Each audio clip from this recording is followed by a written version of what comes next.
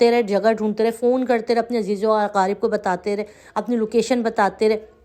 اب یہ لوگ آئے، انہوں نے کہا مسجد کی طرف جا رہے ہیں۔ اب یہ مسجد کی طرف آتے ہیں تو مسجد کے اندر دھواں بھرنا شروع ہو جاتا ہے۔ تو یہ لوگ دبئی شاپ کہہ کے، اسی مسجد کے بالکل بیک پر ایک دبئی شاپ تھی، یہ 30 افراد اس میں جاتے ہیں اور فون کر کے کہتے رہتے کہ خدا را ہمیں یہاں سے نکالو۔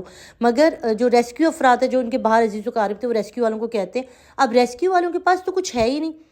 پورے کراچی میں اگر آپ گاڑیوں کا اسٹیمیٹ لگائیں تو میرے خیال میں کوئی 30 سے 50 گاڑیاں نکلتی ہیں، اس میں سے بھی کہہ رہے ہیں کہ کوئی 10 سے 20 کارآمد ہے، باقی سب کھٹارا گاڑی ہے، اور ان کے اندر بھی پانی نہ ہو، کیونکہ ہمارے یہاں سانحات کے لیے تیار تو کوئی رہتا نہیں ہے۔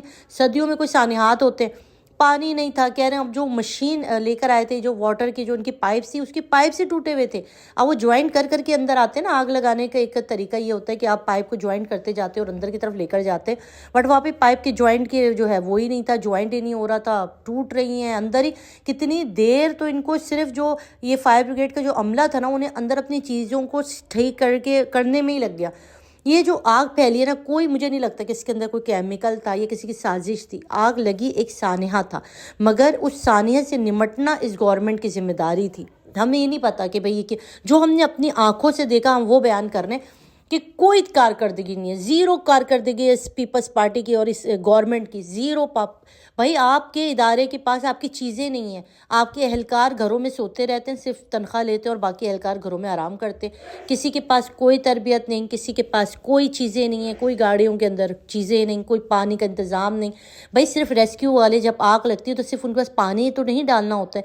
ہم نے دیکھا باہر مگر کرینس ہوتی ہیں ان کے پاس، وہ شیشے کاٹتے ہیں، شیشے کاٹ کے لوگوں کو نکالتے ہیں، جو وہاں پہ گرل لگی ہوئی ہوتی ہے ان کو کاٹا جاتا ہے، تو وہاں سے لوگوں کو ریسکیو کیا جاتا ہے، کرین کی مدد سے اوپر جایا جاتا ہے، پانی ڈالا جاتا ہے۔ 10,000 چیزیں ہوتی ہیں، مگر افسوس کے ساتھ ہمارے پاس ایک پانی ہے اور وہ پانی بھی ہمارے ان کے اندر موجود نہیں تھا۔ یہ جو جانیں گئی یعنی قیمتی جانیں، لوگوں کا کروڑوں کا مال چلا گیا، دیکھیں جانیں بھی گئیں، مال بھی گیا۔ یہ سب چیزیں انسان کی زندگی میں کتنا امپیکٹ کرتا ہے، مگر ہمارے افسوس یہ ہے کہ ہم اب بھی نہیں سیکھتے۔ ہم جتنا باتیں کرتے رہے مگر ہم ان سانحات سے کچھ بھی نہیں سیکھتے۔ ایک سانحے کے بعد دوسرا سانحہ ہوتا چلا جاتا ہے، پھر دوسرا سانحہ ہوتا چلا جاتا ہے۔ ہم صبر اور اللہ کی رضا اور مصلحت میں پھنسے رہتے اور ہم اپنی کارکردگی نہیں کرتے۔ اگر اس واقعے سے بھی انہوں نے نہیں سیکھا نا، اور ہم نے ان کو سکھایا نہیں نا، اصل مسئلہ ہے کہ ہم ان کو سکھاتے نہیں ہیں، ہم انہیں بولتے نہیں ہیں، ہم انہیں ٹارگٹ نہیں کرتے۔